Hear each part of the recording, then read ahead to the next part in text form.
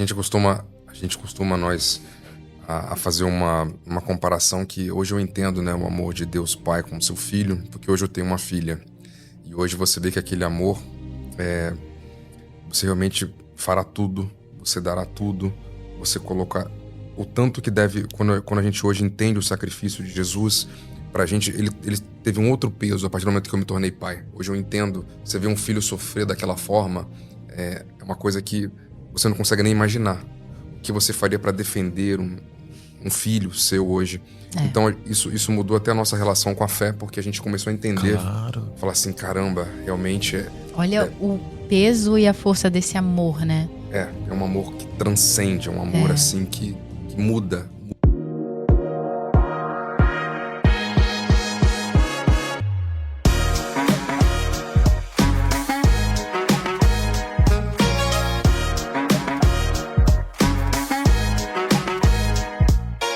Oi, pessoal, sejam muito bem-vindos a mais um episódio do 236 Podcast. Antes de me apresentar, eu gostaria de apresentar o nosso convidado de honra, aquele que nos inspirou a estarmos aqui. Eu estou falando sobre Jesus. Sim, esse é um podcast cristão, porém todos são muito bem-vindos. Eu sou a Débora e estou aqui com meu marido Alan. Oi, pessoal, de volta. Lembrando que a vontade de Deus é boa, perfeita e agradável. E é por isso que a gente está aqui hoje, para bater um papo, para conversar sobre coisas que podem ajudar você a refletir e a ter um dia melhor. E estamos com um convidado muito especial, eu diria que quase que um rei, não é isso mesmo? É isso aí, se você tá ligado aqui no podcast, vocês já viram, já assistiram, se ainda não assistiram, vão lá conferir que nós temos um episódio com a Natália Fiorentino, a nossa rainha da Pérsia, porém ela não seria uma rainha se não tivesse um rei. Exatamente.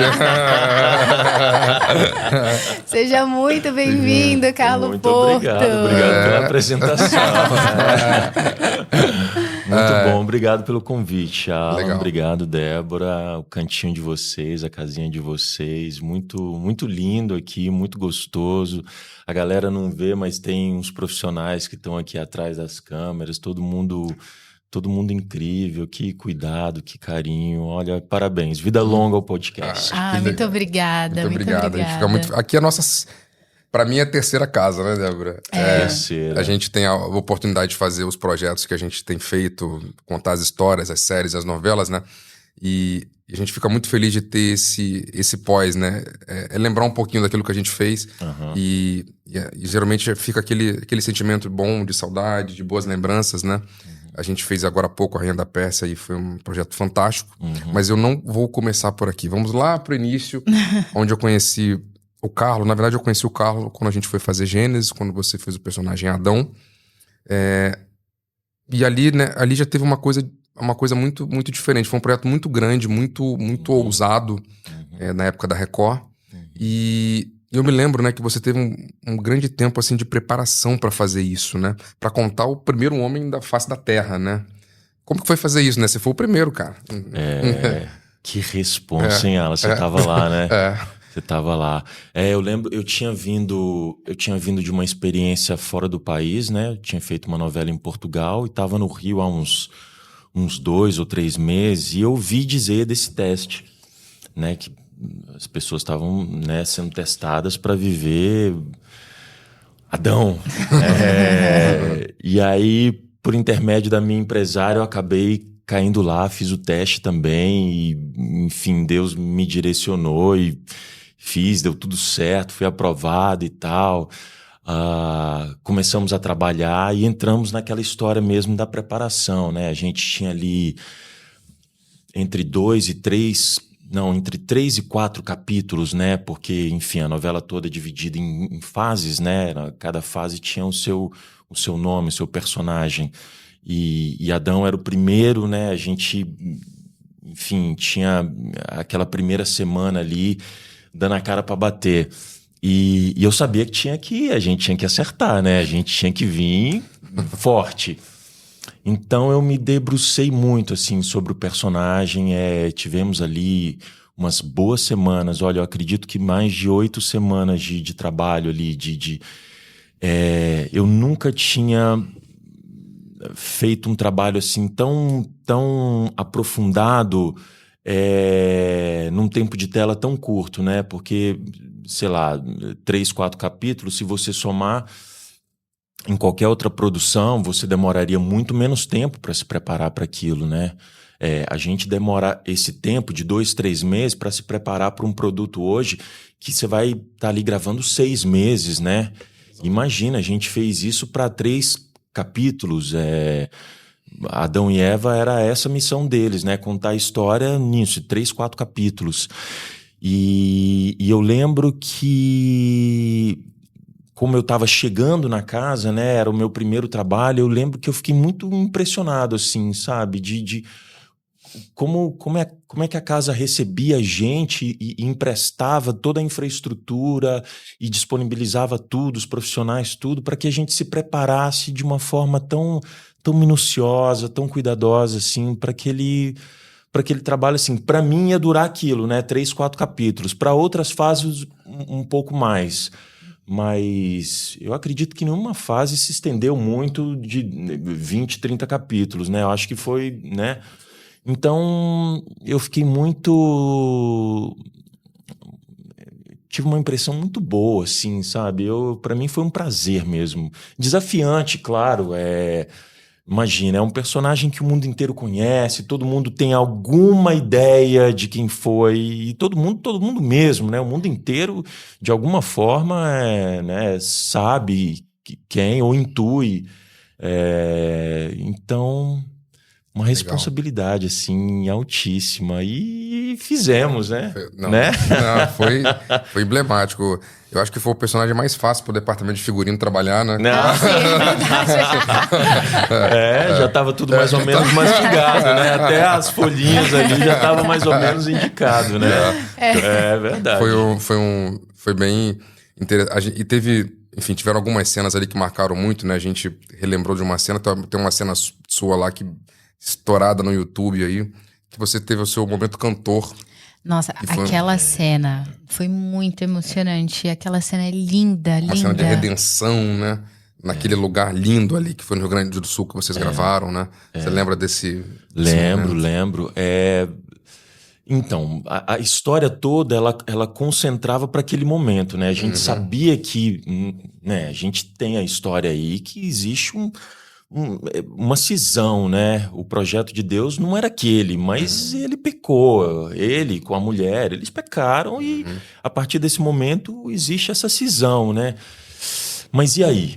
Quando a gente leva isso para uma obra, uma dramaturgia, poxa, a gente precisa de outros elementos para ajudar a contar, né? E aquilo que os nossos autores nos ofereceram foi isso, assim, aquele momento onde a gente iria se reconectar de novo, né? O criador e a criatura, né? Então, eu sabia que esse momento tinha que ser forte, né? Então, acho que foi tudo muito bem escrito, foi tudo muito, muito bem feito para que aquele momento fosse realmente poderoso e tocasse as pessoas da forma como tocou, assim. Eu, até hoje, as pessoas falam comigo lembrando daquela cena, daquele momento, porque é isso, né? Eu acho que é o drama de todo ser humano, né? Dos que conhecem a palavra ou dos que não conhecem a palavra, né? Pra gente que conhece, poxa, a gente sabe que na nossa vida coisas acontecem que nos tiram, né, desse caminho que é o caminho que Deus pensa pra gente, né? Que é o caminho que Deus gostaria que a gente caminhasse nele e que seria o caminho ideal. Mas a vida é difícil, né? As coisas acontecem e às vezes a gente tem controle, às vezes a gente não tem controle, faz bobagem, mas olha, que bom que existem figuras como Adão que nos mostram que, olha, a gente pode se reconectar, né? E naquela forma como foi feita ali, foi lindíssimo, assim, para mim foi entregue, assim, uma letra de uma música, olha, canta aí. E eu falei, bom, é o primeiro homem, eu preciso me relacionar com todo o universo ao meu redor como se fosse a primeira vez, né? Eu preciso trabalhar a minha mente toda para é como se fosse um quadro em branco, tudo é novo, tudo. Então eu não podia simplesmente abrir a boca e sair cantando, porque não ia funcionar. Né? Ninguém nunca tinha feito isso, ele nunca tinha visto ninguém fazer aquilo, isso não era uma referência para ele. Né? Então a gente escolheu um outro caminho, assim, a gente fez da música uma oração, né? Então a gente encontrou, como diria um italiano, uma via de mezzo ali, uma outra forma de... E eu acho que isso chegou muito bem com as pessoas, assim, eu acho que tudo corroborou para que as pessoas entendessem a forma, a sinceridade daquele homem. Eu me entreguei o máximo que pude, assim, quem está em casa não faz ideia das dificuldades que a gente tinha ali no local. Para mim foi extremamente difícil mesmo, fisicamente. Ali no alto, porque a gente estava no alto de uma pedra, de um penhasco de, sei lá, 700, 600 metros. Fazia um frio danado, E depois eles montaram, a equipe montou, assim, tinha uma chuva no final daquilo, um momento lindo, maravilhoso, né? No final daquela oração, a Eva chega, eles se abraçam, e aí, como uma forma de Deus dizer assim, olha, eu ouvi a sua oração e aceito esse movimento que você está fazendo, ele manda uma chuva. Então, além do frio, ainda tinha aquela chuva. Às vezes é muito difícil, assim, muito difícil. E para mim que estava chegando, que estava tentando entender tudo, quem eram aquelas pessoas, quem era aquela equipe, o meu diretor, os meus assistentes, todo mundo, são dificuldades que, assim, quem tá por trás não consegue mensurar isso, né, Alan? Não tem como mensurar isso, mas são dificuldades que que o ator tem que encarar na hora do fazer, né? Então, além de tudo, tem tudo isso, assim. Vai muito além do valendo, né? Vai muito além. E mesmo assim, Deus coloca a mão e fala, vai, filho, vai. E a gente vai, sabe? A gente tinha ali a figura do Miguel, que era um cara foi super cuidadoso, assim, sabe?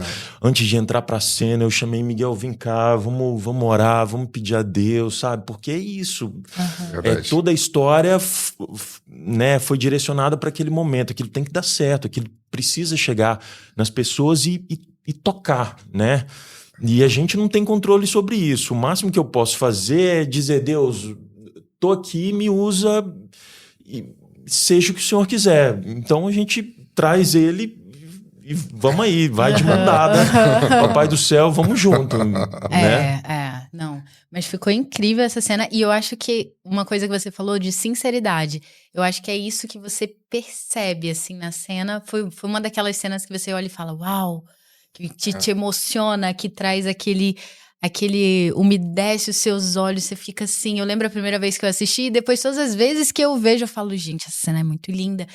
E eu gostei de toda a parte, assim, eu acho que foi uma das minhas partes favoritas ali de Gênesis, foi a parte de Adão e Eva, mas eu acho que é mais aguardada, né? Todo mundo, como você falou, tá no imaginário de todo mundo, então algo assim, já existe uma expectativa muito grande, e a expectativa foi alcançada, foi superada, e eu acho que isso que é o mais difícil, né? Porque ainda mais quando todo mundo já imagina diferente, por exemplo, o Xerxes, apesar de ter sido um personagem histórico, ninguém tem uma noção, acho que muito clara. Mas Adão, todo mundo tem, todo mundo imagina de um jeito um Adão, né? O Adão, todos nós homens já fomos um dia Adão, né? Quem nunca chegou em casa e falou assim, meu Deus, a mulher que tu me deste foi ela que me fez comer esse fruto. Mete essa, que a gente já teve essa discussão aqui com a Gil Boller, que Adão que recebeu o recado, não foi a mulher. A mulher foi criada depois que o recado foi passado. Mas tem essa coisa, né? Essa dificuldade de olhar pro fato em si e falar, cara, vacilei. Exato. Vacilei, era a minha responsabilidade, eu não dei conta. Não dei conta, é mais fácil, né? Empurra pro, né, pro coleguinha. Muito humano isso, a gente faz isso, né? Totalmente, a gente faz isso. Se a gente não tiver de olho aberto, a gente vai cair nesse erro, sim. Terceiriza a culpa, é verdade. Não se autorresponsabiliza. O Adão, ele era um cara difícil, assim, carrancudo, assim, meio... Caramba, que cara difícil. Por isso que a cena da redenção foi tão impactante, né? Porque a gente viu esse cara fechado, cara difícil, né? E ser humano... Perfeito. Né? Aliás, essa foi uma das minhas maiores dificuldades aqui naquele tempo de preparação, naqueles 2 meses e pouco, foi encarar esse homem que a gente tá habituado a ler, na Bíblia, mas na hora de se transferir isso para um projeto audiovisual, você precisa trazer camadas de humanidade, né, para justificar coisas que ele vai fazer, né? Para transformar ele em algo concreto, né? Um ser humano de verdade, assim. Então ele tinha que ter coisas assim, e o que a gente descobriu é que ele podia ser também um homem machista pra caramba, carrancudo, ou violento, abusivo, né? Isso pode ter acontecido, né? Então, quando eu me deparei com isso foi completamente, isso me tirou assim completamente do meu eixo, assim. Eu falei, caramba, o que eu vou fazer? O que eu vou fazer? Eu tenho que contar essa história, eu preciso acreditar nisso, né? Relutei um pouco para acreditar nisso, porque aquilo me pegou de surpresa, mas na sala de ensaio a gente batia muito isso, sabe?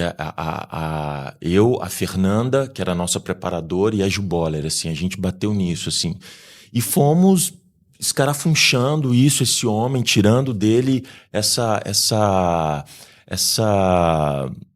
características, né? Trazendo isso um pouco à luz, mostrando que ele poderia sim ser esse cara, sabe, de olhar e falar assim, olha, você é assim, assim, assado, eu não gosto disso, e vira as costas e sai andando, né? Quantas vezes ele falou coisas para ela que machucaram demais aquela mulher, né? Quantas vezes ele agiu de forma intempestiva, sem pensar, e ele não sabia lidar. Ele era um bebê grande, né? Ele não sabia lidar com aquilo que estava passando, né?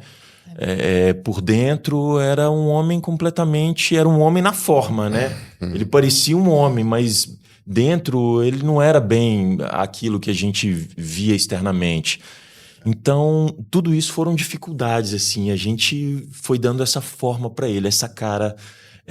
Então isso é mágico, assim, tornar um personagem que a gente tem na nossa cabeça em gente de verdade, assim, gente nesse sentido, assim, sabe? Porque na hora de levar para a tela, para as pessoas verem, as pessoas precisam acreditar naquilo, né? Exato. Precisam entender que aquilo é um homem de verdade, uma mulher de verdade, né? Então, nosso trabalho todo foi esse, de trazer pra cá. É um homem que quando fala, ele fala de verdade, a mulher responde, né? Dificuldades nesse nível, assim. Mas ficou muito bom, assim, toda vez que a gente vê essa cena, a gente chora, assim. Eu me lembro da edição, a gente chorando, de vendo essa cena da redenção. Eu acho que ela ficou muito maior até por causa disso, por causa dessa construção que levou a esse caminho, né? Sim. Então a gente viu isso acontecer, e eu acho que a grande cena da primeira fase pra mim foi essa, né? Então, assim, eu acho que ela emociona até hoje, tanto é que no YouTube, o clipe, essa música, ela tá lá, e assim, as pessoas continuam comentando até hoje isso. E parece que foi ontem, mas se a gente for pesquisar, né, já tem, sei lá, 4 anos que a gente fez esse projeto, e, enfim, ele continua lá, tá quente, o assunto tá quente. Eu acho que tem uma série de ensinamentos ali pela história de Adão, até porque foi o primeiro, né? Não tinha nenhuma referência, então ele deu os primeiros passos ali, teve que aprender consigo mesmo ali, enfim, naquela formação da família, das filhas, e teve todo aquele processo. Depois chegamos no Caim e Abel, e ali, enfim, a gente costuma dizer que o primeiro crime bíblico, né, já aconteceu ali, né, logo no começo. Você vê que não demorou muito, né, quando o irmão matou um outro, enfim. Eu queria só apontar uma coisa sobre a história de Adão, que você até falou, né, ele saiu ali daquele plano, daquele projeto. E a gente gosta muito de pensar no plano inicial, né? No plano original, que a gente acredita que Deus tem um plano para todos, né? Todo mundo nasce com um propósito nessa terra, todo mundo nasce com realmente uma trajetória que dá sentido para a vida da pessoa, né? Eu acho que você viver sem um propósito, você perde um pouco o sentido do porquê estou aqui.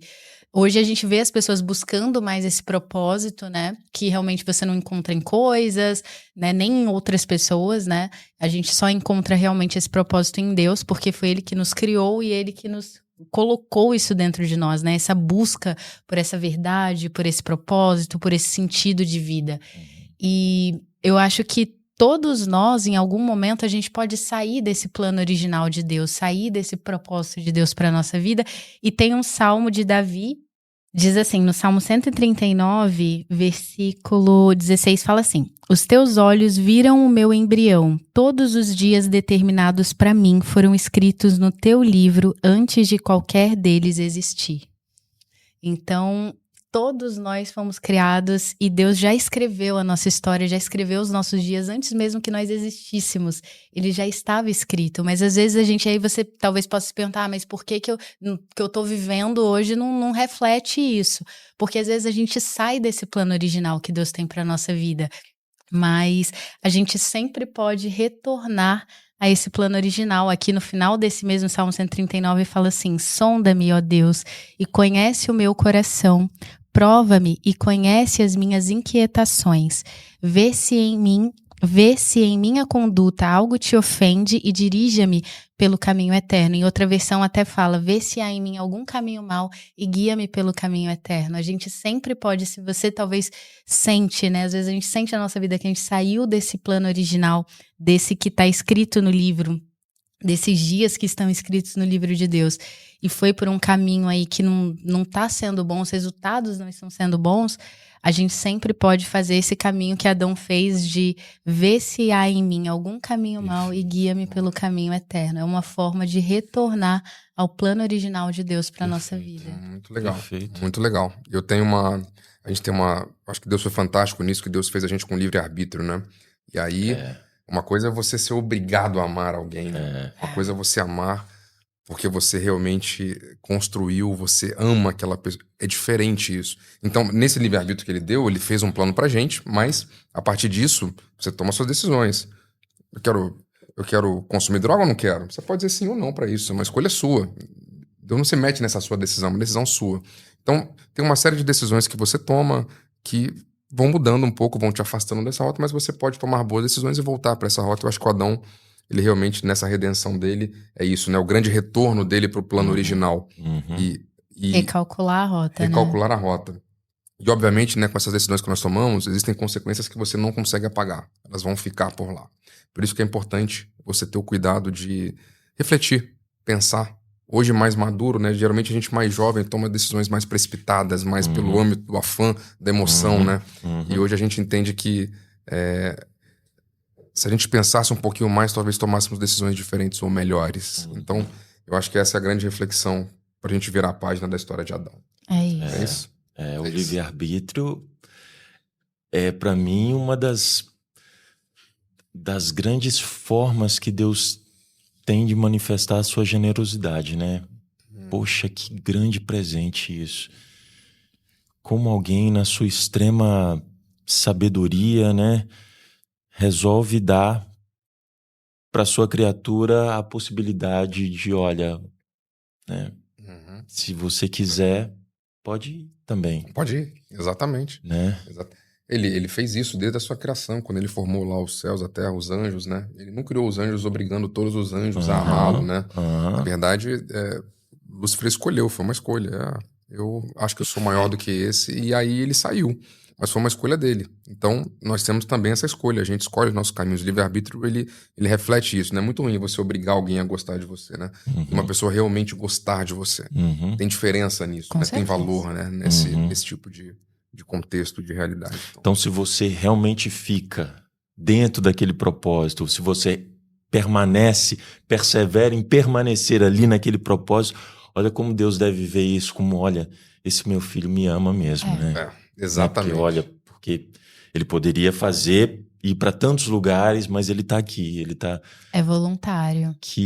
Isso é muito legal. E para quem tem filho, né, sabe disso, né? É uma realidade, né? Isso passa, isso atravessa a gente, né? Exatamente. Na hora. É uma realidade. Na hora. Você vê ali, a criança tá ali, a criança fala, pai, eu vi isso essa semana. Tô chateado com meu pai. Ela falou isso. Tô chateado com ele. Ela chegou pra mim, papai não é nosso amigo. Eu fui brigar, fui deixar de castigo, não virei amigo. Mas no dia seguinte a gente tá lá amando do mesmo jeito, independente do que aconteça. E assim é o pai com o filho, né? Ela não entende, né? Como nós não entendemos muitas coisas, né? Ela não entende, vai entender, sei lá, talvez numa outra fase ela vai olhar pra trás, o meu pai tava manifestando o seu amor quando me corrigiu ou quando me pedia para fazer assim, assim, assado, né? A gente às vezes não entende. E a gente é assim até hoje, né? A gente passa a vida batendo a cabeça em parede, coisas que a gente só vai entender, talvez, quando a gente estiver lá com ele, né? Exatamente. É verdade. A gente virando a página, vamos chegar no outro personagem também. Você fez personagens, cara, os caras eram enjoados, né? A gente chega no Saul, a gente repassando aquela história, né? Pô, começou tudo tão bem, daqui a pouco de novo o jogo vira, Saul vira aquele cara mau, perseguidor, tal.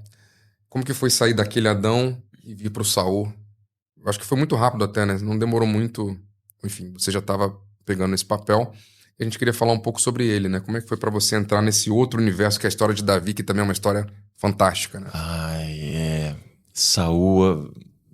Olha, eu costumo dizer que Saul foi uma das coisas mais difíceis que eu fiz na vida. E eu acho que foi mesmo. Foi um ano muito, muito puxado, assim. Foi complicadíssimo. Mas também, olha, que orgulho que a gente tem, né? Agora tá reprisando, né? Que orgulho poder olhar e falar, caramba, a dedicação, quanto a gente trabalhou tá aí agora, né? Isso ninguém vai pagar, tá aí. Saul foi um homem, olha, também com as suas dificuldades mil, assim, mas tem uma coisa que a gente percebe também um pouco dessa trajetória, se a gente vem de Adão e entra logo em Saul, a gente percebe um movimento assim um tanto parecido, né? Aquele homem que, poxa, era uma aposta, né? Aquele homem que, poxa, olha, tem tudo para dar certo. Quando você olha, fala, olha... Parece, pelo formato ali, pela aparência, que esse é o cara, esse é que vai ser o primeiro rei de Israel. Todo mundo apostava nele, né? Olhando assim, poxa, Adão é o cara, né? Não, poxa, é o cara. E pelo livre-arbítrio, pela possibilidade de poder fazer as suas próprias escolhas, ele, na sua imaturidade, ele acaba fazendo coisas que não deveria. E aí entra num outro movimento, assim, que foi dificílimo da conta, assim, porque é isso, a gente tinha um trabalho, a gente se estendeu praticamente um ano naquele trabalho, e todo dia, assim, a gente dando pequenas pílulas de mensagem, né, para quem via, olha, eu preciso dizer isso, eu preciso dizer isso, ele é um cara bom, mas olha, ele tá tratando o filho dessa forma, ele tá se manifestando assim diante dos soldados, ele agora tira o foco da esposa e pode olhar para outras mulheres. Ele entende que agora, por ser rei, ele tem... E aí ele começa abrindo brecha aqui, brecha ali, e enfim, na relação com Samuel, por exemplo, né? Eu olho para a história de Saul e vejo, cara, por que Saul não trouxe Samuel para perto? Samuel tinha que estar ali, na cabana do lado, assim, devia ter trazido para o acampamento dele, né? Samuel, porque ele não sabia nada. Se a gente não sabe nada, o que a gente faz? A gente cola com quem sabe. Saul não sabia nada. O que ele devia ter feito? Ter trazido alguém que pudesse dar algum tipo de respaldo para ele, né? Mas Samuel estava lá na casa dele, lá longe. Aí, olha, que homem que foi bater cabeça, gente. Que difícil. E cada vez que eu entrava para gravar, eu falava, ai, meu Deus do céu, que homem. Eu lutava, tinha um pouco uma luta minha, né? Mas eu vou ter que ir, essa mensagem, eu preciso dar conta, eu preciso dizer isso. Que desafio, né?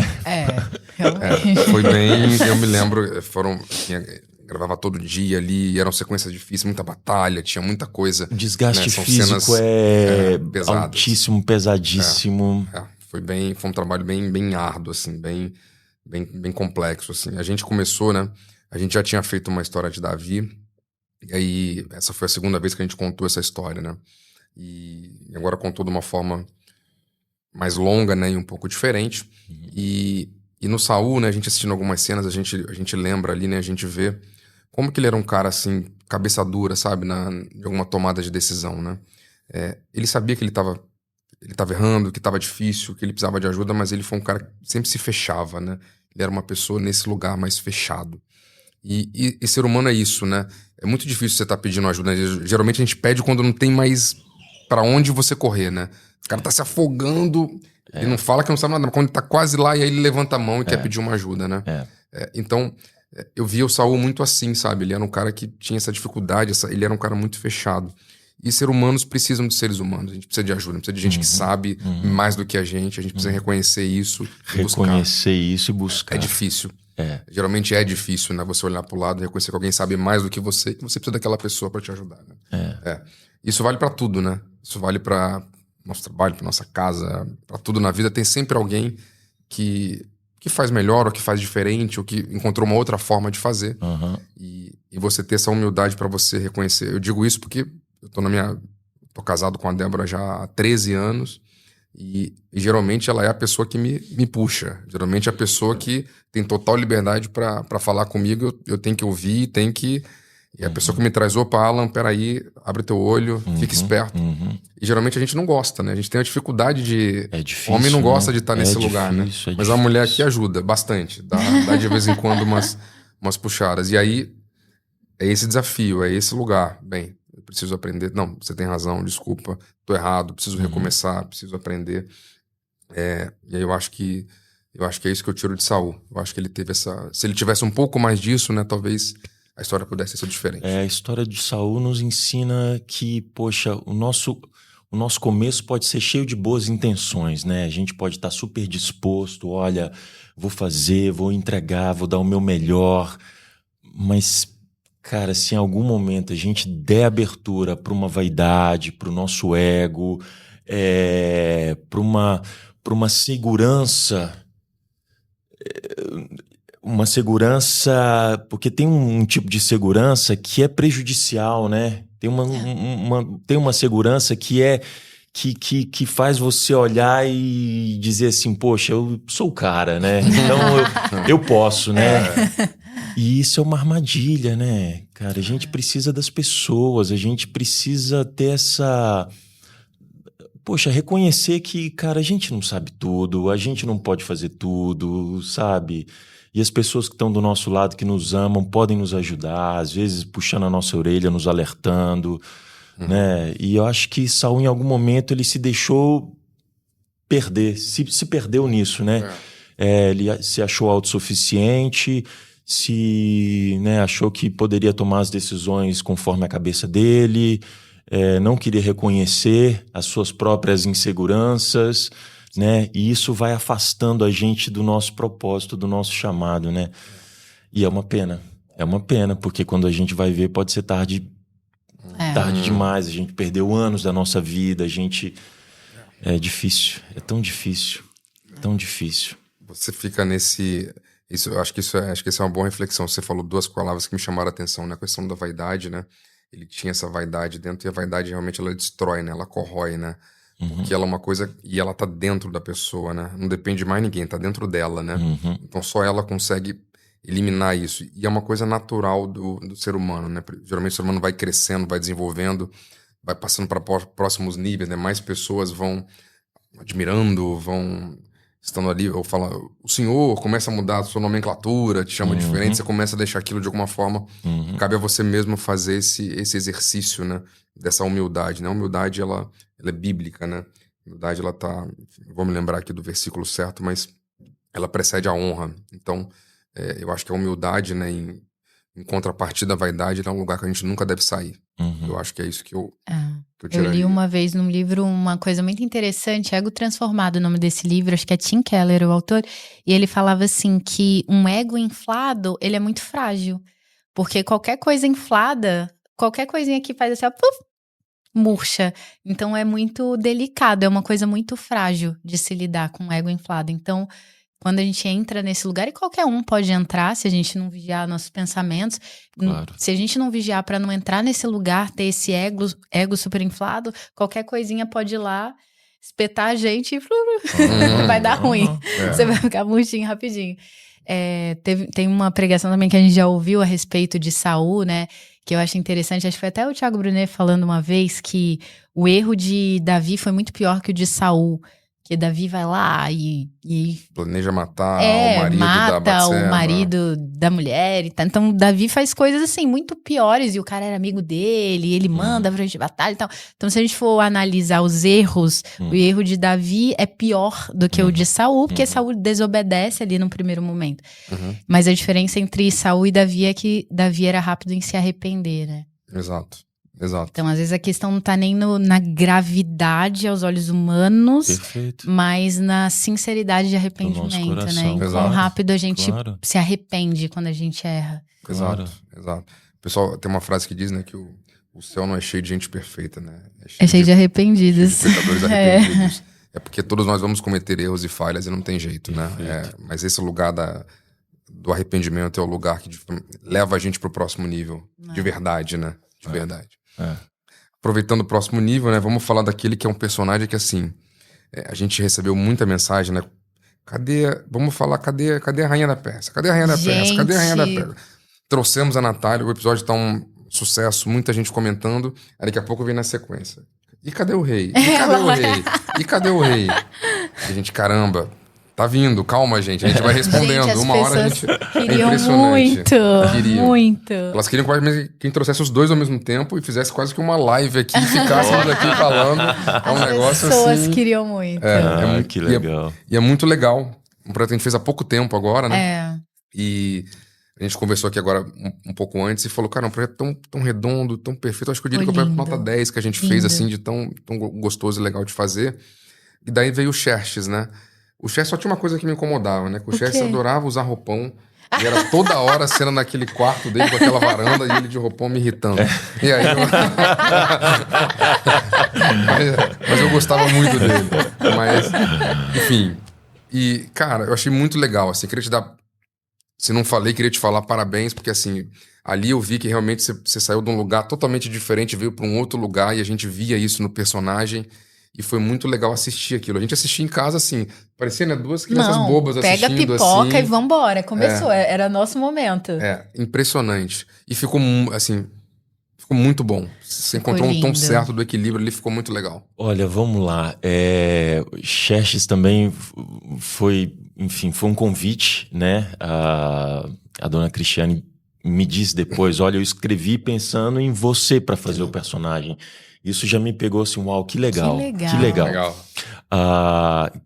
Quem tá em casa, quem assistiu, não sei se consegue dimensionar isso. Assim, a gente que tava lá, eu, Alan, os profissionais que estavam lá todos os dias, a gente tinha um prazer muito grande em estar ali, em contar aquela história. Viramos uma família. Em alguns meses nós viramos uma família, viajamos juntos, né? Passamos algum perrengue juntos num outro, né? Num país que não era o nosso, falando uma língua que não era a nossa, né? Isso nos conectou muito, assim. Quando voltamos, aquela unidade permaneceu até o final do projeto.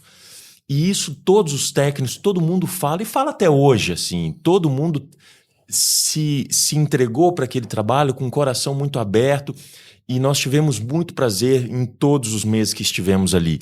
E eu acho que isso chega para quem está do lado de cada tela, né? Porque, de alguma forma, as pessoas sentem isso, né? A forma como as pessoas falam do projeto, né? Com o carinho que elas têm, e até pra gente mesmo, né? A gente olha e fala assim, poxa, que legal, que lindo, né? Pô, a gente chegava lá na nossa cidade cenográfica e acho que até o último dia de gravação eu olhava e falava assim, caramba, gente, eu tô na Pérsia, sabe? Existe um encantamento ali, uma coisa. Eu tinha lá os meus cenários favoritos, assim, e cada vez que eu entrava, eu falava, olha que demais isso aqui, sabe? E tá num outro país também, aquilo já dava um uau pra gente, falava, caramba, a gente tá no deserto, sabe? Contando a história desses personagens. E, poxa, tudo tão gostoso. Xerxes me apresentou outras dificuldades, assim. Imagina, eu posso ter essa cara, mas assim, eu não faço ideia do que é ser um rei de verdade, assim, eu não, né, a gente não, isso é muito distante, né, hoje no mundo quem é rei de verdade? Sei lá, tem um rei da Espanha, né, tem a família real lá na Inglaterra, mas isso é muito distante pra gente, né, e ali a gente precisou vender uma história de um reino de verdade, uma coisa que tem um peso, sabe? Tem um trono. E aquele homem, quando entra, todo mundo abaixa a cabeça e, né? Existe tudo isso. Isso precisa ser real para quem vai ver isso em casa, né? Mas tudo ali ajuda a gente, né? O texto ajuda, a caracterização ajuda, o figurino imponente, né? Tem aquela coisa de... né, poxa, aquilo é rei e rainha real, né? Aquele figurino é magnífico, né? Lindíssimo. Os adereços, poxa, aquela coroa. Cada vez que eu tinha que usar aquela coroa, eu ficava louco. Olha, vocês estão em casa, vocês não fazem ideia do peso que era aquela coroa. Ela era pesada mesmo, assim, sabe? A nossa cabeça a cabeça de um adulto tem 4, 5, 6 quilos, né? Com aquela... minha cabeça devia pesar quase uns 15 quilos total com aquela coroa. Era um troço muito pesado, assim. Era uma coisa de louco. E a gente contou essa história, assim, sabe? A gente vende essa ideia, conta essa história de um outro reino, algo muito distante, de um homem que do alto do seu trono ele consegue enxergar uma menina, né? Uma menina que vem ali passar a noite com ele e ele se encanta e Deus planta no coração dele uma ideia de, cara, essa é a mulher, toma ela, investe nela e ele traz ela pra perto, cuida dela, ele quer cuidar dela como se ela fosse a joia mais valiosa. Ele diz assim, olha, você pode me pedir qualquer coisa, se você pedir metade de tudo que eu tenho, é seu. Ele se apaixonou por ela de um jeito...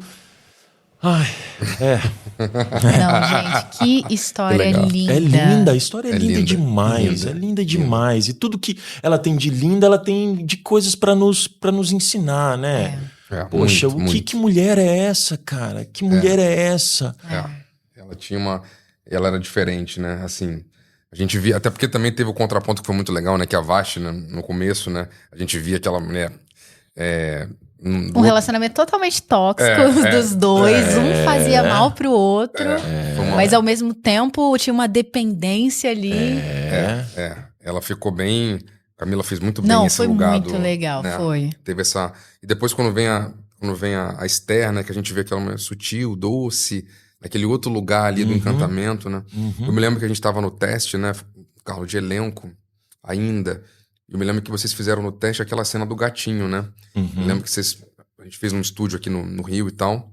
E depois, quando eu vi a cena e tal, efetivamente e tal, eu falei, cara, que legal, né? Você vê a cena numa parede preta, num cantinho lá e tal. E depois, quando eu vi nascendo, eu falei, gente, parece que é exatamente assim que tinha que ser, sabe? Você via aquilo nascer. Eu via a Natália naquele papel e parece que tinha que ser exatamente ela. As coisas foram se encaixando de um jeito, sabe? Que ficou... É diferente, sabe? A gente fala com um certo carinho, uma admiração, assim. E vocês compraram isso, né? Eu acho que ajudou muito, como você falou, né? A gente começou essa série pelo Marrocos, né? A gente começou a gravar lá.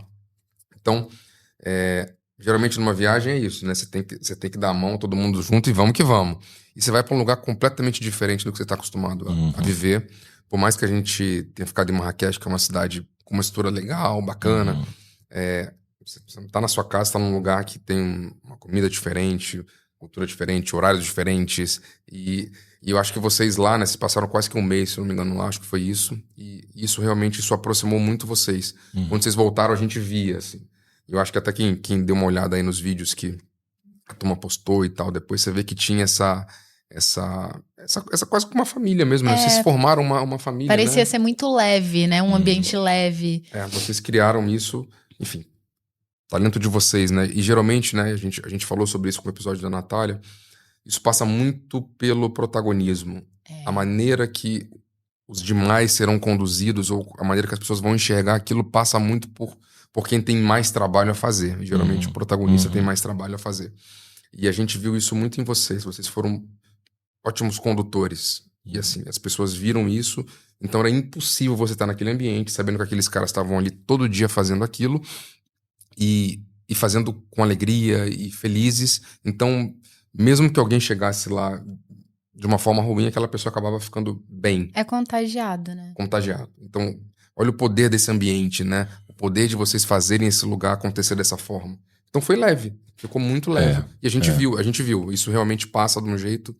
O Xerxes, assim, a gente se encantou. Desde a época que ele se apaixonou pela rainha, fez o esconderijo secreto, e tinha aquele jardim. E você vê que a gente vai lembrando dos detalhes, a gente lembra dos detalhes, e tinha um cuidado muito legal dele com ela, né? E tinha uma cena que eu gostava muito de uma relação do Xerxes, que era com o Giuseppe Oristano. Era o verdade. Arbona. Gente, eu amava aquela relação dos dois, aquele relacionamento. Um pai e filho, era né? um pai e filho. E às vezes, quando o Xerxes tratava ele mal, eu ficava, não faz isso. Mas era muito bonito, e foi bonito até o final. Foi uma relação ali que eu vi que eu falava assim, gente, foi tão lindo, foi tão bem feito. E você realmente imerge ali naquela história, né? Você acredita. A gente acreditou, assim. Claro. Eu não sei. Enfim, foi muito legal você ter falado disso, né? Porque você vê mesmo o rei, né? Que é o rei da Pérsia, né? Então, ele precisa ter alguém ali que era mais experiente do que ele para dar conselhos que pareciam óbvios para um grande rei, mas não, o rei estava ali se aconselhando com alguém, né? A gente sempre precisa de alguém, né? Um mentor, né? Ele fazia exatamente ele era um mentor, né? Ele poderia não admitir, mas ele tinha um mentor ali como Arbona. Mas eu acho que todo o elenco, assim, eu acho que foi muito bem montado, né? A Camila deu conta daquela vasta... Se a Camila não impõe, né, aquela forma para aquela mulher, o efeito que a Natália traz não cola, né? Verdade. Então a Camila levantou a bola e a Natália cortou lindamente, assim. A Natália a gente se conheceu no teste, né? Naquele teste, eu ajudei a gente a trazer a Natália, né? E desde a primeira relação com a Natália, assim, foi algo que a gente já sentiu que dava certo. E o jeitinho da Natália, né? A Natália é essa menina doce, ela tem aquele jeitinho de falar. Então, eu acho que para quem viu e avaliou aquele material, acho que já conseguiu sacar ali na hora que a Natália teria muito que emprestar para aquela Esther. E isso se confirmou, né, à medida em que a gente foi gravando, né? Fomos para o Marrocos, estabelecemos ali uma cumplicidade entre toda aquela equipe, o elenco. E isso que você disse, Alan, é isso mesmo, né? O protagonista ou os protagonistas, eles estabelecem um padrão de conduta praticamente, né? Eu acho que os protagonistas e a direção, né, estabelecem mais ou menos um padrão ali de conduta, assim. Eu acho que todo mundo olha, não, é mais ou menos assim. Então a gente tenta trazer isso, assim, sabe? Um ambiente gostoso, leve, para que isso se espalhe mesmo e a gente tenha um ambiente confortável para poder trabalhar, porque é muito intenso, né? A gente passa ali, durante um projeto, uma imersão dessa, a gente vai passar mais tempo ali do que em qualquer outro lugar, né? Com qualquer outro círculo social, né? É ali que a gente vai passar a maior parte do tempo. Então a gente precisa disso, né? A gente precisa que aquele ambiente seja gostoso. Então, eu acho que a gente fez isso direitinho, as pessoas hoje têm o maior carinho pelo projeto, a gente quando lembra, as pessoas que assistem, vocês pediram, né? Senão talvez nem estivesse aqui, né? Porque é isso, acho que as pessoas têm realmente esse carinho, entenderam aquela mensagem, isso encontrou lugar dentro do coração das pessoas de alguma forma, né? Então a gente fica tão feliz, porque assim, é uma sensação de missão cumprida mesmo, assim, sabe? Eu vejo muito isso, assim, quando a gente fala da Rainha da Pérsia, todo mundo tem essa sensação. Missão cumprida, deu certo, fizemos e aconteceu, assim. O Xerxes, Carlos, que eu acho que a gente viu da história dele que ensinou muito a gente ali naquele dia a dia dele, né? É que você vê que você mesmo sendo um privilegiado, digamos assim, de estar num ambiente diferente de todo mundo, dentro de castelos, com pessoas te servindo, mesmo assim, você pode ter problemas. Aparentemente, né, principalmente no mundo que a gente vive hoje, um mundo muito da comparação, você olha pro lado, você pensa que o cara tem um carro melhor que o seu, ele necessariamente é mais feliz do que você. E não é assim. E eu acho que o Xerxes mostra isso. Você tinha ali um cara que tinha tudo e ao mesmo tempo não tinha nada, né? Ele tava ali vazio, né? Naquela busca dele ali de encontrar, preencher aquele buraco, aqueles problemas que ele tinha, né? Então eu acho que é uma lição dele pra gente, é que nem sempre tudo que a gente tem vai resolver aquilo que a gente acha que enfim, que talvez seja a solução para as nossas dores, né? Então, mais importante do que aquilo, você vê que veio uma pessoa e ela conseguiu mudar aquilo e transformar aquilo, né? Então não se preocupa, você tá aí com um carrinho mais velho que o teu amigo, tá tudo bem. Se você de repente não tá com aquela roupa da marca que você acha que deveria estar, tá tudo bem, porque no final das contas, isso tem preço, mas tem coisa que tem valor. E a gente viu isso quando entrou uma pessoa naquele ambiente e mudou aquele ambiente, sabe? Perfeito, pela perspectiva de quem tá de fora, né? No caso, os súditos do Xerxes, né? Via ele sempre através de um filtro, né, glamourizado, né? Ele se apresentava sempre com aquele monte de segurança, aquela equipe gigantesca, ou falando, né, numa espécie de palanque, né? Existe esse filtro, né? E quem olha não consegue ver que atrás daquela pessoa existe uma pessoa de carne e osso, né? Uma pessoa que tem, né? No caso dele ali, é um cara que tinha dificuldade no seu relacionamento com a sua esposa, era um cara que não era exatamente um pai, né? Porque ele foi criando os filhos de um jeito ali, né? Tinha tantas ocupações que não se debruçava exatamente, né, sobre a criação dos próprios filhos, então os filhos foram crescendo ali do jeito que podiam, ou seja, ele foi tendo que lidar com problemas muito concretos, né, que são problemas que a gente tem também até hoje na nossa vida, né? E a gente tem que lidar com isso, e quem está de fora não consegue enxergar isso. Às vezes hoje, né, a gente tem rede social, né, e a gente está sempre se mostrando através de um determinado filtro, né? As pessoas não veem a nossa realidade, não veem que nós temos problemas, sim, e a gente tenta lidar com eles da melhor forma possível, mas a gente faz burrada, né? A gente quebra a cabeça, né? É difícil.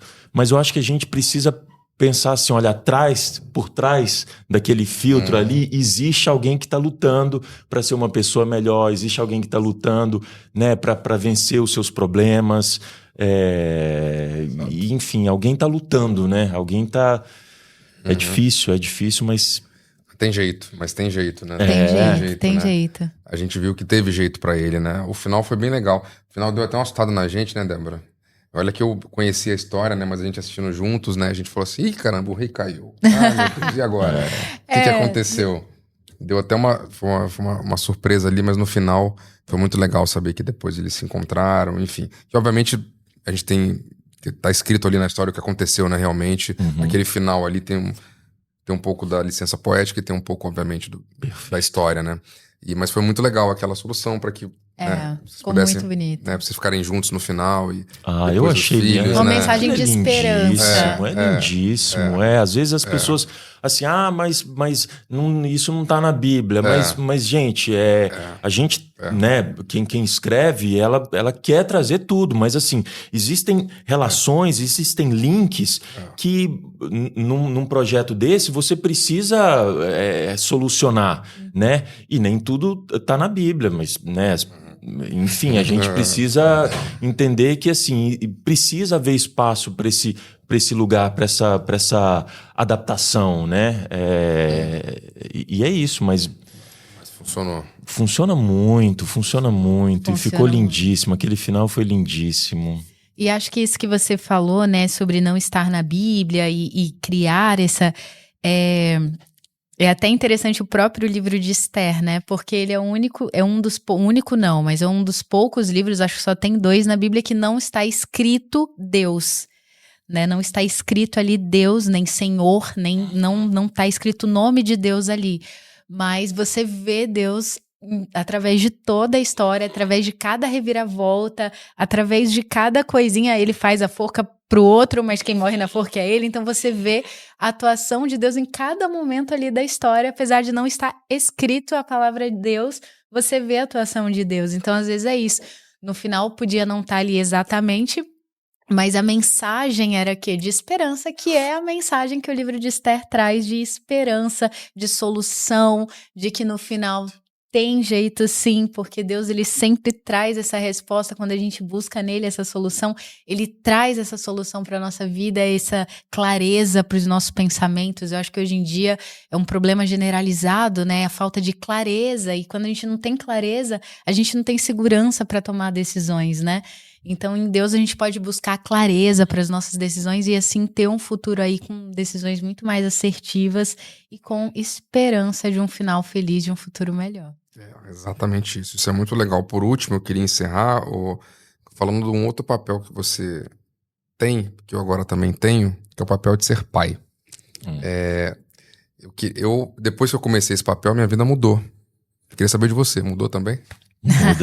Muda, não tem como. Muda e muda muito. Muda muito. A presença de uma criança na vida de um pai, de uma mãe, é uma coisa muito transformadora, assim. É de uma beleza indescritível, né? E é muito transformadora, assim. Eu sou uma pessoa completamente diferente, assim. E a minha ainda teve mais a coisa da pandemia, né? Porque a minha veio junto com a pandemia. Então, eram essas duas informações. Porque a pandemia mexeu muito com a gente, né? Sim. Eu, enfim, usando também essa coisa da chegada da minha filha, usei aquilo para ser um momento em que eu estivesse olhando mais para dentro, né? E tentando resolver coisas minhas ou olhando com carinho para dentro de mim. Então, tudo isso somado foi incrível, assim. Eu sou apaixonado pela minha filha, assim. Minha filha eu tenho uma coisa com ela, assim, que eu sou um cara muito low profile para rede social, né? Eu sou um cara muito, enfim, discreto. Mas sou mineiro, tenho 43 anos, enfim, eu sou... Peço perdão para quem me acompanha, porque às vezes, assim, as meninas ficam, nossa, mas e aí? Cadê você? Aparece. E eu sou, cara, E muita gente gostaria de me ver um pouco mais nessa minha relação com a minha filha, mas, cara, isso tá num lugar para mim tão sagrado, tão especial, eu nem tenho palavras assim agora, porque fica um pouco difícil mesmo, sabe? Eu acho, nossa, ser pai para mim foi uma coisa, sei lá, de um outro mundo, assim. Eu falei para você, cara, até hoje eu olho para minha filha. Ontem eu cheguei no quarto, ela tava dormindo. E é doido, assim, é doido. É diferente. É muito. A gente costuma nós a fazer uma comparação que hoje eu entendo, né, o amor de Deus Pai com seu filho, porque hoje eu tenho uma filha.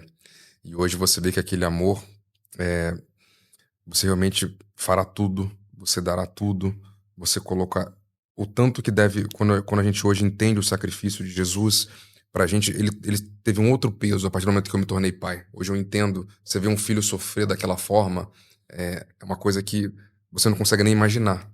O que você faria para defender um filho seu hoje. Então isso mudou até a nossa relação com a fé, porque a gente começou a entender, falar assim, caramba, realmente Olha o peso e a força desse amor, né? É um amor que transcende, é um amor assim que muda E aí a gente começou a entender uma série de histórias que a gente lia até então e a gente não entendia. A gente falava assim, caramba, Abraão amou a Deus ao ponto de quase dar o filho. E aí você fala assim, tranquilo, eu não tinha o peso para isso. Hoje eu vejo aquela cena, eu falo assim, caramba, eu não teria nem chegado até o pé do monte, quanto mais subido. Então, muda a maneira da gente olhar o mundo, sabe? Eu acho que esse é o nosso principal papel. Eu não sabia até então, porque eu também não tinha. Claro, claro. Não tem referência. A gente não tem dimensão disso, né? Não tem. E eu tô falando isso pra você porque assim, eu me lembro que quando você teve esse processo, né? Quando a sua filha nasceu e tal, você tava até gravando lá em determinado momento. Eu lembro que você tinha essa preocupação pra você conseguir ver. Eu me lembro que você tava gravando muito e tal. E eu tava do outro lado, né? Tô do lado mais da gestão, né? E às vezes a gente fica lá no quebra-cabeça do roteiro, daquelas outras coisas. Hoje que eu tenho filho, cara, eu entendo exatamente o que vocês pediam.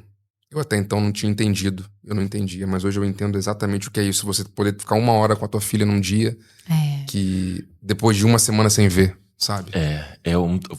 Foi durante as gravações de Reis, né? Uhum. Minha filha já tinha ali perto de 1 ano e meio e eu precisei sair de São Paulo e vir pro Rio. E era um trabalho que me demandava muito, assim. Eu normalmente era o primeiro ator a entrar na empresa na segunda-feira e o último a sair no sábado. Então eu lembro que eu pegava a última ponte aérea. Quando eu chegava em São Paulo, minha filha já estava dormindo, porque normalmente uma criança vai dormir cedo. Então chegava lá, ela já estava dormindo no sábado. Eu acordava no domingo de manhã, passava a manhã, a tarde com ela. No final da tarde já saía de lá para voltar para cá. Porque, né, normalmente eu era um dos primeiros a entrar na segunda-feira. Mas é isso, assim, você não quer perder um segundo, assim, e todas as fases são especiais, mas existe uma fasezinha ali entre o aprender a andar e o aprender a falar que parece que é mais ainda. Então a gente não quer perder um segundo, cara. E assim, depois, com 6 meses, que eu já estava assim, nessa coisa de viajar durante 6 meses, elas sinalizaram, né, que viriam. Aí eu falei, graças a Deus. Graças a Deus, porque agora eu posso ter pelo menos um pouquinho disso todos os dias. Né? E aí eu fiquei pronta. Eu voltei a estar nas nuvens de novo. Porque Tem uma lição muito legal aqui na Bíblia que eu tinha separado, que diz assim em Efésios 6, tá? Deveres de pais e filhos. Diz assim: filhos, obedeçam seus pais no Senhor, pois isso é justo. Honre o seu pai e a sua mãe, que é o primeiro mandamento com promessa. Isso está escrito lá em Êxodo. A fim de que tudo ocorra bem com você e você tenha vida longa na terra. Ou seja, eu passei a entender junto com a Débora, né, que a longevidade da nossa vida, ela passa pela paternidade, passa pela maternidade. São mandamentos, está escrito desde Êxodo lá atrás, quando Moisés foi lá pegar aqueles princípios e tal. E eu entendo hoje, e é por isso que hoje meus pais ainda estão vivos, tanto meu pai quanto a minha mãe, honrá-los, né, é um dever nosso, né? E hoje eu entendo isso de uma forma como eu não entendia. Hoje eu respeito muito mais, amo muito mais meus pais. Eu vi que tudo que eles fizeram por mim realmente foi pro meu bem, foi porque eles me amam. E eu acho que a nossa história aqui, a nossa jornada tá completa, passa por esse lugar. Então, você tem o privilégio de poder viver isso, né? Tem gente que nem às vezes quer ter e não pode ter. Então nós já somos privilegiados, nós já temos esse privilégio. E eu acho que é muito legal você ter esse olhar e esse carinho, porque no final das contas, daqui pra frente, você é o responsável por dizer ou por ajudar em qual caminho a sua filha vai trilhar. Passa por você. Ela vai ser o resultado de uma série de decisões que você vai tomar daqui pra frente.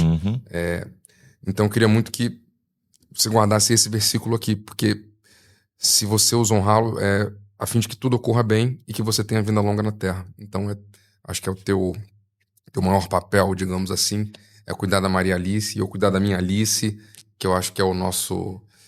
É para isso que a gente veio para cá. É isso aí, isso aí. E é um papel lindíssimo, né? É um papel muito especial, muito especial. E é um privilégio, assim, todos os dias eu agradeço. Obrigado, pai, por ter tido o privilégio de ser pai de um ser humano, assim. É lindíssimo, é lindíssimo. Olha, a gente tá muito feliz, Carlos. Obrigado por você ter vindo, tá com a gente um pouquinho da tua hora, assim, né? A gente queria muito bater esse papo, até porque a gente entende... todo mundo que vem por aqui não vem por acaso por aqui, né?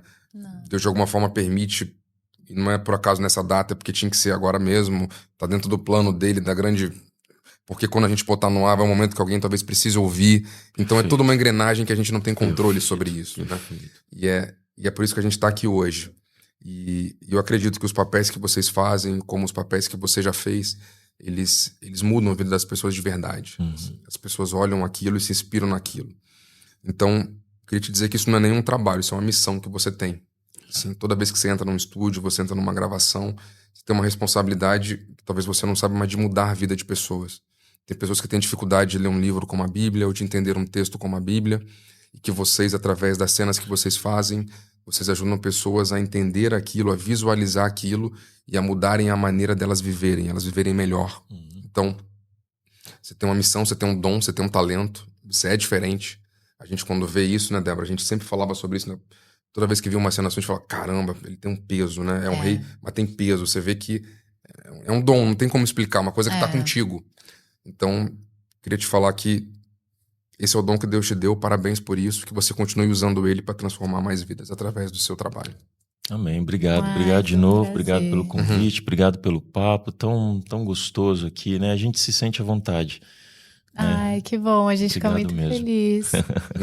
Muito bom receber você, Carlos. Muito obrigada por essa troca, por todo esse momento aí de aprendizado que a gente pôde aprender com você. E eu tenho certeza que quem estava aqui acompanhando também aprendeu um pouco. Eu quero agradecer a Deus por esse momento, agradecer você que estava aí nos acompanhando até agora e deixar uns recadinhos para vocês. Se você também tem o desejo de criar conteúdo audiovisual, talvez profissionalizar suas redes, profissionalizar o seu negócio, quem sabe criar conteúdo, um podcast, a Brooklyn é o seu lugar, a nossa segunda casinha aqui onde nós estamos hoje. Então você pode entrar em contato, vai ter aí na descrição do vídeo todas as informações, caso você queira, venha para a Brooklyn. Talentosíssimos, né? Mari Lennon. A dupla que resolve. É verdade, são profissionais incríveis. Carlos, muito obrigada. Que Deus abençoe a sua jornada. Obrigado, Carla. Obrigado a vocês. Não se esqueçam aquele combo que a gente sempre fala. Curta, compartilha, comenta. Ajuda a gente a levar essa mensagem para mais pessoas. E nós temos certeza que daqui a pouco a gente volta com outros convidados especiais para vocês. Obrigado, viu, gente? É isso aí, gente. Tchau. Tchau. Tchau. Até.